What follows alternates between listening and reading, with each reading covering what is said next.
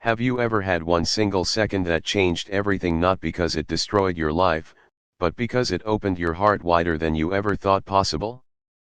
Picture this: a tired single dad, exhausted from fixing leaky pipes after a long shift, accidentally pushes open the wrong door, and steps straight into the most vulnerable moment of a powerful CEO's life. She's standing there, scar on full display, whispering the words no one was ever supposed to hear, "I feel so broken." In that heartbeat, most people would back away in shock, maybe even gossip. But this dad, he chooses kindness. And that one choice didn't just save her night, it rewrote both their futures. Stay with me, because this true-to-life inspired story will remind you why a little kindness can heal more than any medicine ever could. If this kind of heart-melting storytelling moves you, hit that subscribe button right now on Kindness Stories so you never miss these weekly tales that lift your spirit. Give this video a thumbs up if you believe kindness is the real superpower, and drop a comment below with the word kind if you've ever seen a small act of compassion change someone's whole world. Your support keeps these stories coming. Thank you. Tonight's story begins in the heart of Chicago, where the wind off Lake Michigan can cut right through your coat and your soul at the same time. Daniel Harper was 34, a single dad raising his 6-year-old daughter Lily all by himself after a drunk driver stole his wife Sarah 2 years earlier. Every morning he woke up before the sun, packed Lily's lunch with a little note that said "You're my superhero," dropped her at school, and then headed to Whitmore Industries downtown.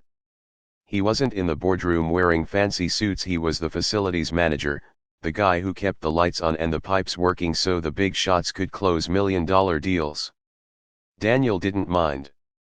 Every overtime hour meant ballet lessons for Lily and the chance to give her the stable life Sarah had dreamed of. Up on the top floor sat Evelyn Whitmore, the youngest CEO in the company's 80-year history.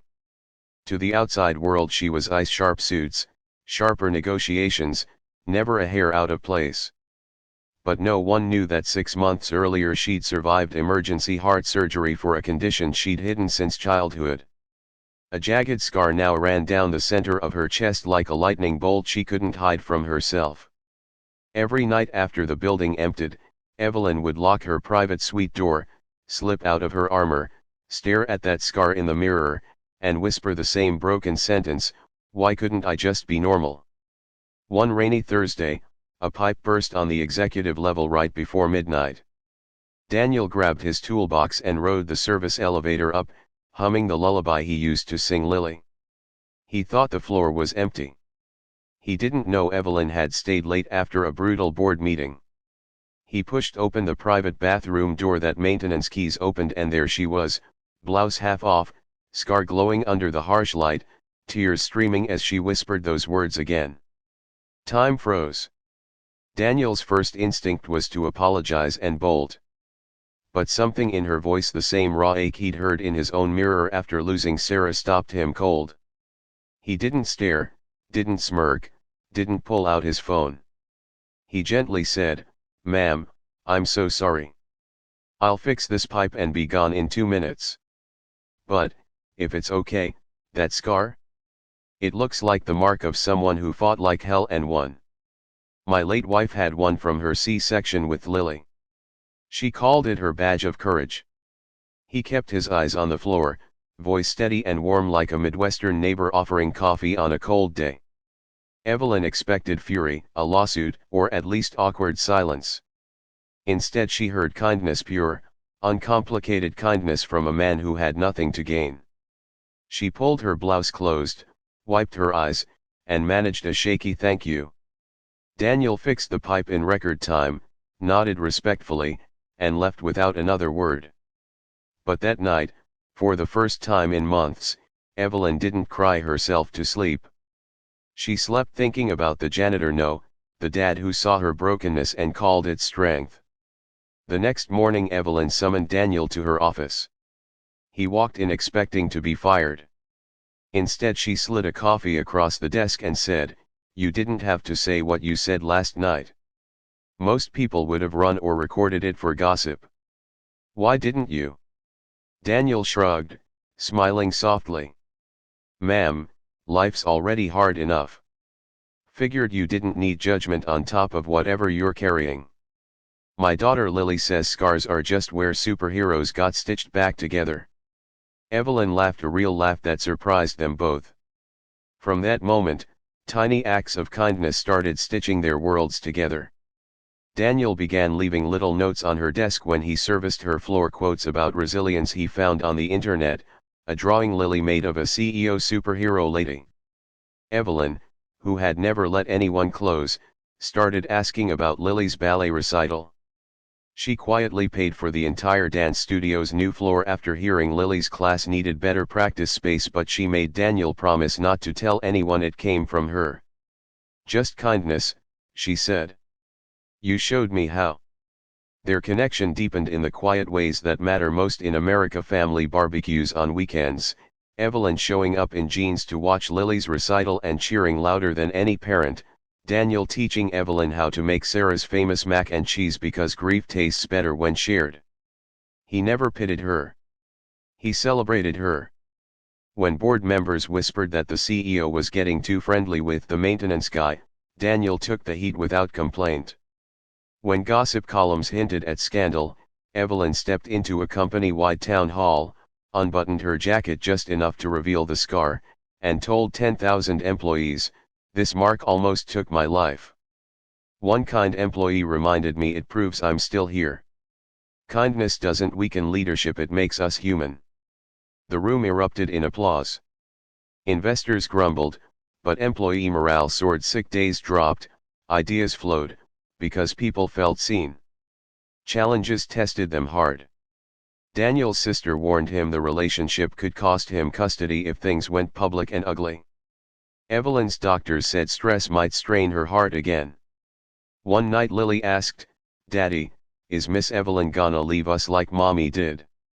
Daniel held his daughter tight and answered, "No, baby. Some people choose to stay, even when it's scary. That's the kindest thing anyone can do." And they chose each other. Evelyn started volunteering at Lily's school, helping kids who felt different because of their own scars: glasses, braces, wheelchairs.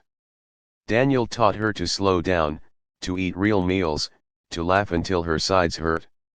When the board tried to force her out over image, Evelyn stood firm, "Fire me if you want, but I will never apologize for letting kindness in." They didn't fire her. Instead, stock prices climbed because authenticity sold better than perfection. 3 years later, on a sunny autumn day in a small backyard ceremony surrounded by Lily's classmates, close friends, and a few loyal employees, Daniel and Evelyn said, "I do." Evelyn wore a simple white dress with the scar proudly visible, no makeup to hide it. Lily walked her down the aisle, pinning a superhero cape on her new mom. As they cut the cake, Daniel whispered, "Remember that night I walked in on you?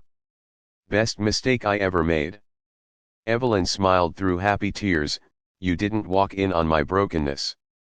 You walked in with kindness, and healed us both."